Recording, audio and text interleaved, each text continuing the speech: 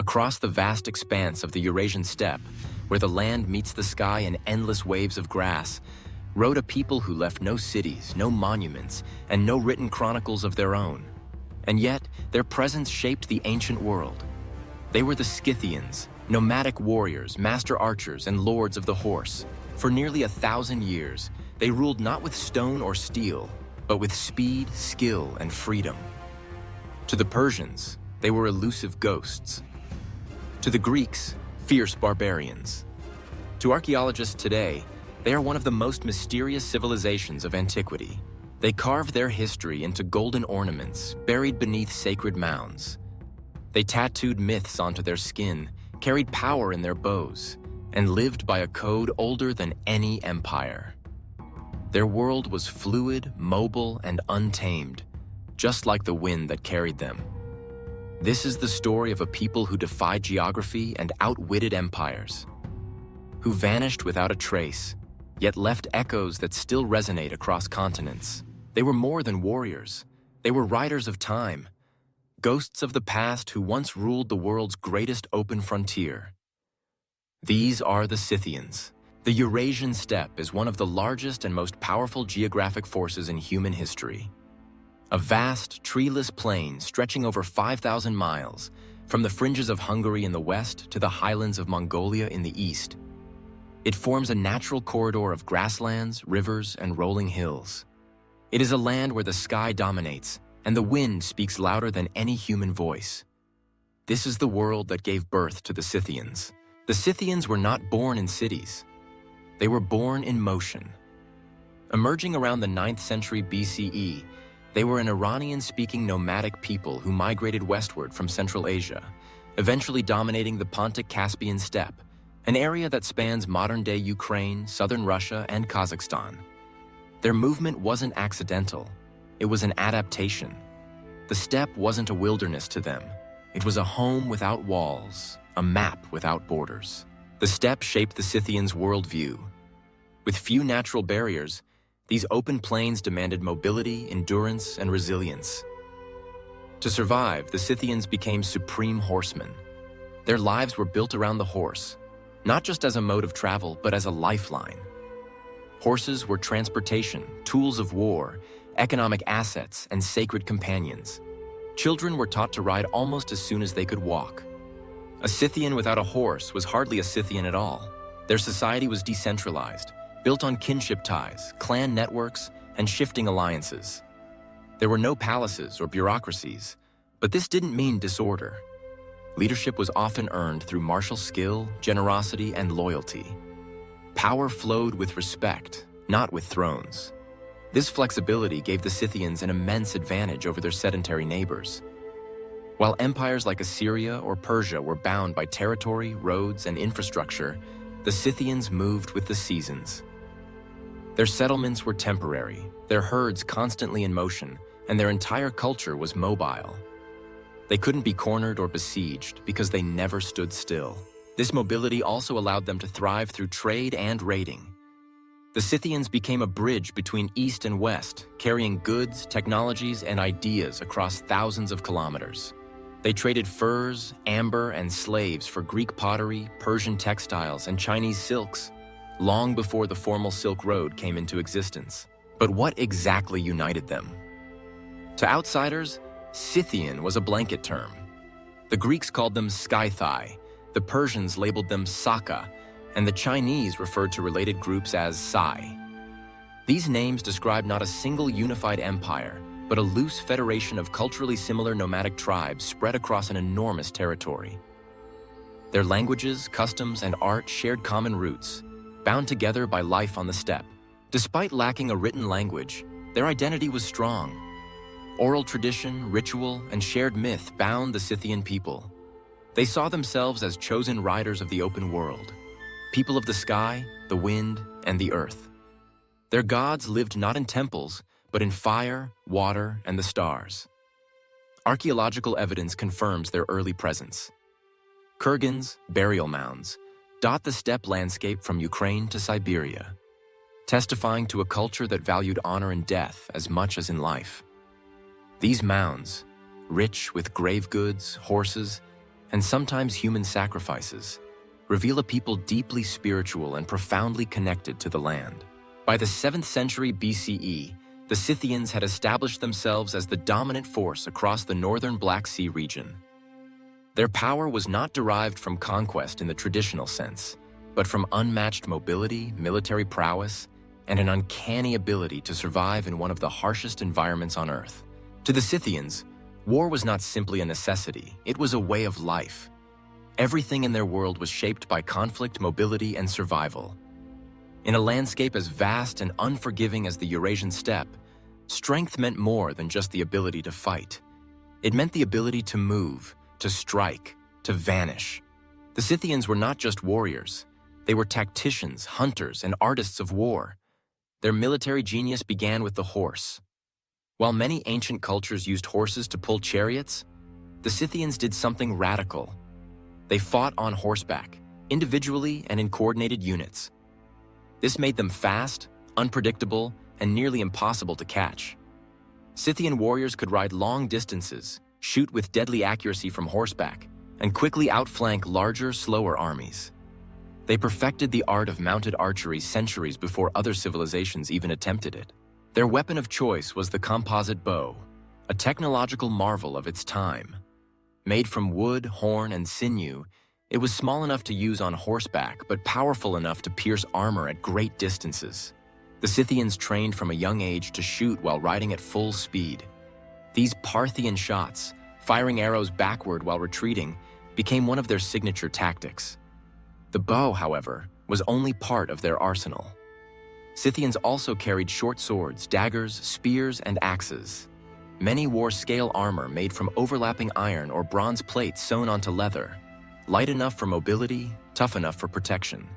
Their helmets, often conical in shape, were forged from bronze and sometimes decorated with stylized animal motifs such as rams, eagles, or panthers.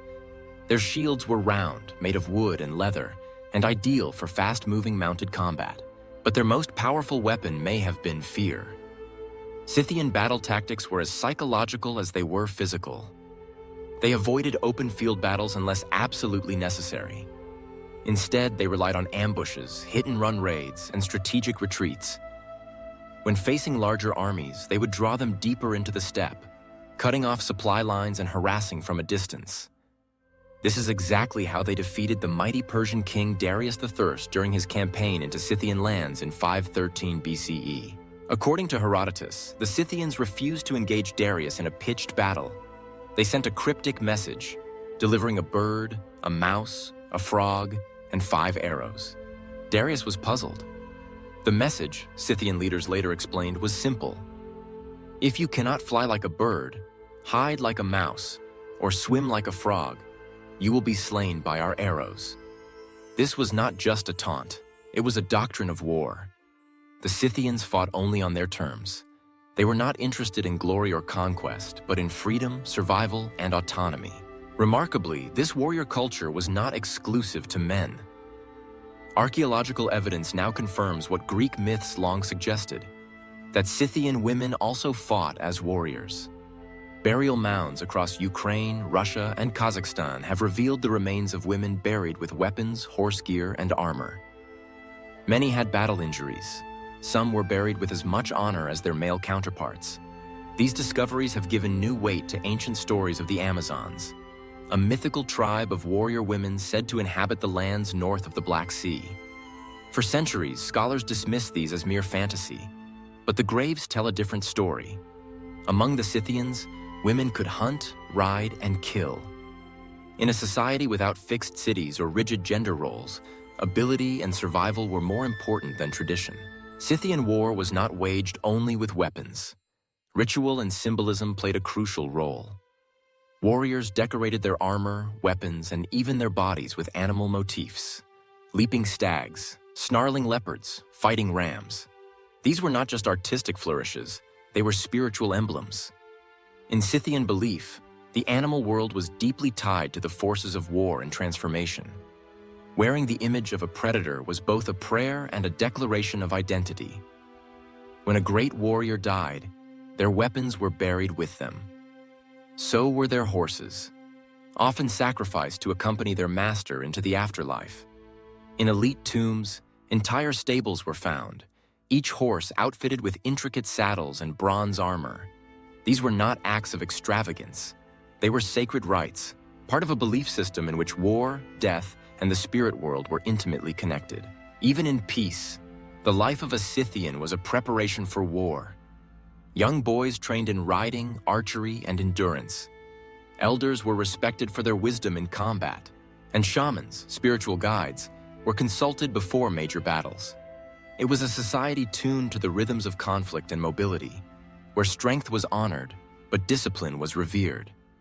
And yet, the Scythians were not warmongers in the modern sense. They did not conquer for the sake of empire. They fought to protect their way of life, a life shaped by the open steppe, the restless horse, and the enduring code of the warrior. Their dominance over the steppe was not a result of overwhelming numbers or superior technology alone. It was the product of a culture that revered freedom, embraced innovation, and understood the terrain better than any rival. Though the Scythians were warriors of the wind, known for their speed and ferocity, their culture was rich, expressive, and deeply spiritual. To live without walls did not mean to live without meaning. Their rituals, beliefs, and art reveal a people who saw the world not just as a battleground, but as a sacred space inhabited by unseen forces and eternal cycles. Much of what we know about Scythian belief systems comes not from texts. They left no written records of their own, but from their burial sites. The kurgans, or burial mounds, scattered across the steppes serve as time capsules. These tombs contain weapons and armor, yes, but also gold ornaments, fine textiles, mirrors, amulets, and intricately decorated artifacts. Each object tells a story of identity, status, and belief. The Scythians practiced animism, the belief that all things, living or non-living, possess a spirit. Animals were sacred messengers, guides between worlds, and symbols of transformation. Their artwork is dominated by what modern scholars call the animal style, a bold, dynamic visual language in which animals are depicted in twisted, coiled, and fluid motion. Predators, prey, and mythical beasts lock horns or merge bodies, symbolizing the eternal dance of life and death. Deer, especially the majestic stag, featured prominently. With its branching antlers and graceful motion, the stag represented both renewal and spiritual elevation. Other animals, eagles, panthers, wolves, rams, represented strength, cunning, and other spiritual attributes. These images weren't just decorative. They embodied the Scythians' connection to the natural world and the forces that governed it. Art adorned everything: weapons, clothing, horse gear, jewelry. Gold was the preferred medium, not just for its beauty, but for its symbolism. Immortality, the sun, divine power. In Scythian cosmology, the world was layered. The upper realm of the sky gods, the earthly realm of humans and animals, and the underworld where spirits resided. Shamans, or spiritual mediators, were believed to traverse these realms aided by ritual, trance, and sacred substances. Among the most compelling evidence of Scythian spirituality is the use of cannabis in ritual practice. Herodotus wrote that the Scythians would enter small felt tents, throw hemp seeds onto hot stones, and inhale the vapor. It makes them shout for joy, he noted. Archaeological excavations have confirmed his account. Bronze cauldrons, scorched stones, and burnt cannabis seeds have been found in tombs throughout the Altai region. These weren't mere indulgences. They were tools for spiritual communication, used to enter altered states and commune with the spirit world. Death, in Scythian belief, was not an end, but a transformation. The dead were treated with great reverence. Elite individuals were buried with their possessions, horses, and sometimes even servants, sacrificed to accompany their master into the afterlife. In one kurgan, archaeologists found a prince buried alongside 6 horses, each with its own ornate bridle and mask. This wasn't extravagance. It was a sacred passage. Some of the most remarkable finds come from the permafrost tombs of the Pazyryk culture in southern Siberia, closely related to the Scythians. The cold preserved not only bones and artifacts, but entire bodies. One such discovery, the Pazyryk man, was buried with his horses, weapons, and a full sleeve of tattoos, stylized animals that seemed to leap across his skin. Another, The famous Ukok princess bore tattoos of mythic beasts and wore elaborate garments, her face serene even after 2,000 years. Tattoos in Scythian culture were likely more than body art. They were spiritual armor, symbols of identity, protection, and perhaps a passport to the next world. The same animal motifs found in gold and bone also adorned the skin, creating a continuity between life, death, and the afterlife. The Scythians also revered fire and natural elements. Hearths were sacred spaces. Rivers and mountains were often considered divine. Though we have only fragmentary accounts from Greek and Persian sources, it's clear that the Scythians believed in a pantheon of deities, chief among them a sun god, sometimes identified with the Greek Apollo. Sacrifices, feasts, and ceremonial combat played a role in honoring these gods and maintaining balance between worlds. Ultimately, Scythian spiritual life was inseparable from their nomadic existence. To ride across the steppe was to be constantly in motion, between places, between states of being, between the seen and unseen. Their rituals and art served as anchors in this flux, connecting them to their ancestors, the land, and the forces they could neither tame nor fully understand. For a people without written texts, the Scythians spoke powerfully through symbols, rituals, and the language of the earth. In their gold work, their tattoos, their sacred fires, we glimpse a civilization whose soul was as rich as its silence.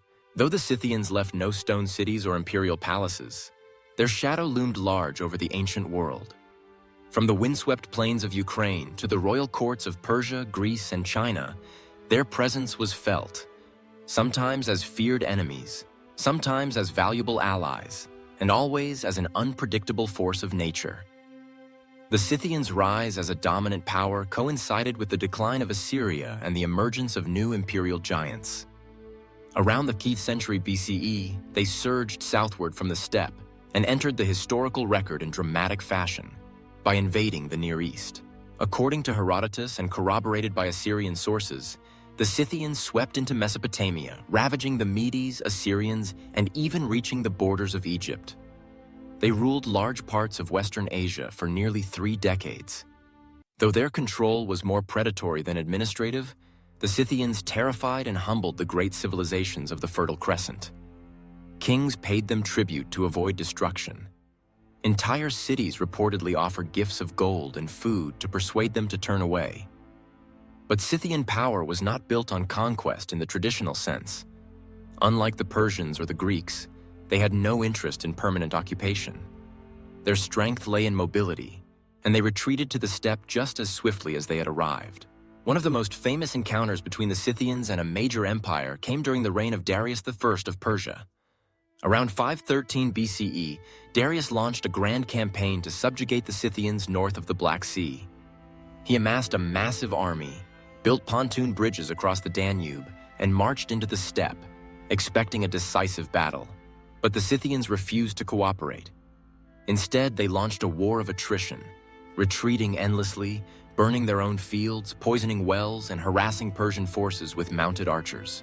The Scythians turned the very land against Darius. Unable to force a confrontation or resupply his army, Darius was eventually forced to withdraw. It was one of the most humiliating campaigns in Persian history, and a clear demonstration of Scythian strategy.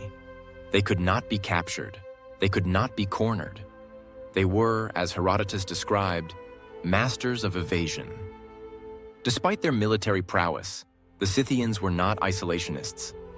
They maintained extensive trade networks and cultural exchanges with their neighbors, particularly the Greeks, who established colonies along the northern shores of the Black Sea. These outposts, such as Olbia, Chersonesus, and Panticapaeum, acted as trading hubs between the steppe and the Mediterranean. From these ports, the Scythians traded grain, furs, amber, slaves, and livestock in exchange for wine, pottery, metal goods, and luxury items. Greek pottery found in Scythian burial mounds, adorned with scenes of warriors, gods, and feasts, attests to a vibrant cross-cultural exchange. The Greeks, for their part, were both fascinated and repulsed by their Scythian neighbors. They admired their freedom, their martial discipline, and their apparent honesty, yet considered them uncivilized for their nomadic ways, their rituals, and their lack of written language. Greek authors romanticized and mythologized the Scythians. The legendary Amazons, female warriors who defied patriarchal norms, were said to hail from Scythian lands. Philosophers like Herodotus and Strabo recorded Scythian customs in great detail, often with awe. They described how Scythians drank the blood of slain enemies, used enemy scalps as trophies, and honored the dead with elaborate funeral rites. Whether all these accounts were true or exaggerated, they reveal the deep impression the Scythians left on the ancient imagination. Further east, the Scythians, especially the groups known as the Saka, played a critical role in the history of Persia and India. The Saka were culturally and linguistically similar to the Western Scythians, but operated primarily in Central Asia. They served as mercenaries in the Achaemenid army and were depicted on the great stone reliefs at Persepolis, wearing distinctive pointed hats and carrying bows. Later, the Saka migrated southward and eventually established their own kingdoms in what is now Pakistan and Western India. Known as the Indo-Scythians, they ruled parts of the subcontinent for several centuries, blending steppe traditions with Indian culture. Coins, inscriptions, and temples from this era attest to their lasting influence. To the Chinese, the Scythians and related groups were known as the Sai, nomadic tribes that roamed the borders of the Chinese world. Chinese chronicles from the Han Dynasty describe their movements, their confrontations with rival steppe tribes, and their role in the broader ecology of Central Asia. Though not directly involved with Chinese imperial affairs, the Scythians helped shape the geopolitical balance of the entire region, acting as both buffer and bridge between East and West. What made the Scythians unique among the great powers of antiquity was that they were never truly an empire. They left no central capital, no unified bureaucracy, and no lasting borders. And yet, they influenced multiple continents. They fought Persian kings, traded with Athenian merchants, inspired Indian dynasties, and unsettled Chinese strategists. Their power was drawn not from control of land, but from control of movement. They owned the steppe, not through walls and watchtowers, but through mastery of speed, terrain, and unpredictability. In the end, the Scythians were not merely participants in the story of ancient civilization. They were pivotal agents in shaping it. By the time the Roman Empire emerged in the west and the Han Dynasty consolidated in the east, the Scythians had already written their chapter, one of motion, defiance, and dominance without domination. Among the many legends surrounding the Scythians, none has captured the imagination more than that of the Amazons. Fierce female warriors said to rival men in battle. To the ancient Greeks, these women were the stuff of myth. But to archaeologists, the story has taken on a startling reality. For centuries, tales of Amazon queens riding into battle were dismissed as folklore, but recent excavations across the Eurasian Steppe, especially in southern Russia, Ukraine, and Kazakhstan, have revealed a truth stranger than legend. Scythian burial mounds, or kurgans, have yielded the remains of women buried with weapons, bows, arrows, swords, and armor. Some show signs of battle wounds, others were buried in the same warrior regalia as their male counterparts. In some Scythian societies, up to 1/3 of graves containing weapons belonged to women. This was not ceremonial, it was lived experience. These were not isolated cases, but part of a broader cultural norm that challenged ancient gender roles. Scythian women were trained to ride horses, shoot arrows with deadly precision, and defend their clans. They hunted, they fought, and they led. This dynamic likely gave rise to the Greek Amazon myth. Herodotus even linked the Amazons directly to the Scythians, claiming that they intermarried and founded new tribes, such as the Sauromachians, whose descendants upheld the tradition of female warriors for generations. The Scythians' egalitarianism extended beyond warfare. While male chieftains certainly held power, women also played central roles in ritual, politics, and religion. Priestesses are frequently found buried with ceremonial items, and their graves are often as richly adorned as those of men. In a world dominated by male-led empires, the Scythians presented a startling alternative. They offered a society where gender roles were more fluid, where capability outweighed convention, and where strength was shared, not hoarded. The Amazon legend, then, was not fantasy. It was cultural memory, filtered through the lens of an astonished Greek world. Today, these Scythian women are more than historical footnotes. They are icons of resilience and symbols of a society ahead of its time. No kingdom lasts forever, even one without walls. By the 3rd century BCE, the Scythians began to fade from prominence. Their decline was not due to one decisive blow, but a slow erosion by internal shifts and external pressures. The rise of new nomadic powers, most notably the Sarmatians, a closely related Iranian-speaking group, began to displace Scythian tribes from their traditional strongholds. These newcomers, more aggressive and expansionist, pushed the Scythians westward and southward. At the same time, the expansion of sedentary empires, from Macedonia in the west to Parthia and Bactria in the east, squeezed Scythian trade networks and limited their mobility. The Scythians, masters of open terrain, were gradually hemmed in by roads, forts, and cities. By the time of the Roman Empire, only isolated Scythian enclaves remained in the Crimea and lower Danube. They adapted, becoming more sedentary, mixing with neighboring cultures, and eventually disappearing from the historical record. Their identity was absorbed into emerging powers like the Alans, Goths, Huns, and later the Slavs and Turkic nomads. But the Scythians' disappearance was not an erasure. Their legacy endured, both in material culture and myth. The elaborate kurgans, long considered the realm of folklore, remain silent monuments to their vanished world until rediscovered in the modern age. Their distinctive art style, with its flowing curves, animal motifs, and gold craftsmanship, influenced steppe societies for centuries. They also left linguistic and genetic traces. Many Iranian languages spoken across Central Asia and the Caucasus, such as Ossetian, retain Scythian elements. Some modern populations of the North Caucasus even claim descent from Scythian clans. Culturally, their greatest legacy may be their challenge to conventional models of civilization. The Scythians were a reminder that empires do not need cities, literacy, or stone monuments to wield power. They offered an alternative model of governance, one built on kinship, mobility, and cooperation rather than coercion. Their influence echoed far beyond the steppe. They helped shape the Silk Road, influenced Greek and Persian aesthetics, and contributed to the enduring mythology of the warrior nomad. In their wake came the Sarmatians, Huns, Avars, and Mongols, all inheritors of the Scythian way. Though forgotten by history books for centuries, the Scythians remain etched in the DNA of Eurasia, not just as ancestors, but as archetypes of freedom, resistance, and resilience. For centuries, the Scythians were little more than a footnote in classical literature. Herodotus's vivid stories were dismissed as exaggeration until the ground began to speak. In the 18th and 19th centuries, Russian explorers stumbled upon kurgans in the Ukrainian steppes and Siberian taiga. What they unearthed astonished the world. Burial mounds once dismissed as primitive proved to contain golden masterpieces, weapon caches, embroidered textiles, and even preserved bodies. The real breakthrough came in the 20th century, with the discovery of the Pazyryk burials in the Altai Mountains of southern Siberia. Frozen in permafrost for over 2 millennia, these tombs offered an unprecedented glimpse into Scythian life.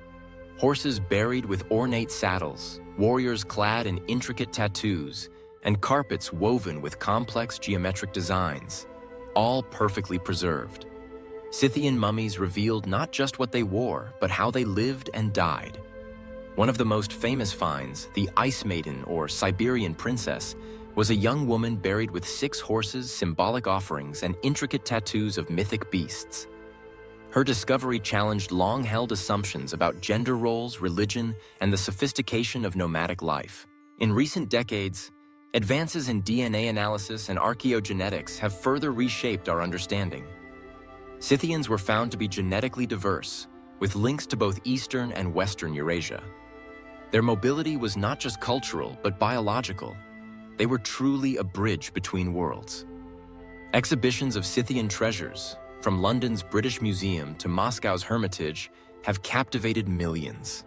Once relegated to obscurity, the Scythians are now celebrated as pioneers of mobile civilization, masters of metallurgy, and early globalizers. Today, a growing interest in indigenous cultures, gender roles, and alternative histories has brought the Scythians into the spotlight. Their resilience, artistry, and warrior ethos speak to modern audiences seeking identity, freedom, and meaning beyond the boundaries of empire. Far from vanishing, The Scythians are being rediscovered, not as relics, but as models. In a world facing increasing displacement, climate migration, and shifting borders, the Scythian story feels less ancient and more prophetic. They built no temples, left no pyramids, and carved no great inscriptions into stone. Yet the Scythians carved their legacy into the very landscape they rode across. A legacy of movement, mastery, and mystery. They were lords of the wind, born to the saddle, bonded with their steeds, and unbound by walls. Where empires built borders, the Scythians rode through them. Where kings sought control, the Scythians thrived on freedom. Their world was one of paradoxes. Warriors who honored women as leaders, nomads who crafted golden art, and a civilization that conquered not by occupation, but by evasion. They left no capital city, but the steppe was their throne. They vanished from maps, but not from memory. Today, the winds still blow across the Eurasian plains, whispering tales of the ghost riders who once ruled them. In their story, we find a mirror, not just of what was, but of what might yet be. The Scythians remind us that power can come without permanence, and greatness without grandeur. Their tale is not just history, it is poetry in motion. They were more than a people.